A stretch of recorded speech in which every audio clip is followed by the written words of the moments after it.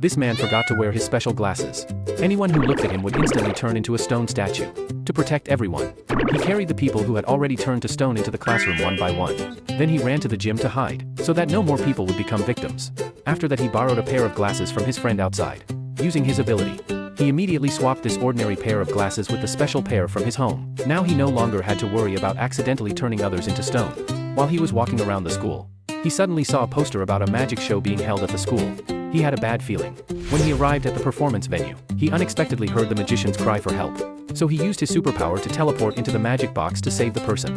But it turned out that this was all part of the show. The magician was no longer inside the box. The assistant outside began thrusting swords into the box one by one. He could only dodge in a strange posture.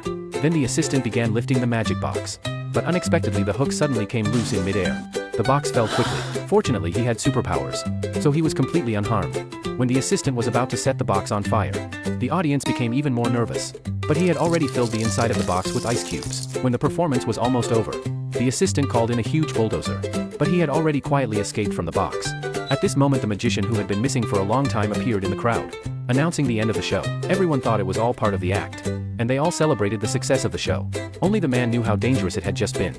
The man who left was about to return to the classroom to check the situation, but at this time his girlfriend found him, inviting him to go to the haunted house together. She wanted to create an opportunity to be alone with her boyfriend, but a friend blocked the entrance to the haunted house. He wanted to go in together too. The man entering the haunted house appeared very calm, because he could easily see through the disguises here. But then the man saw his friend's face. Frightened, the man quickly went to the restroom to calm down, only to find that his glasses were missing again.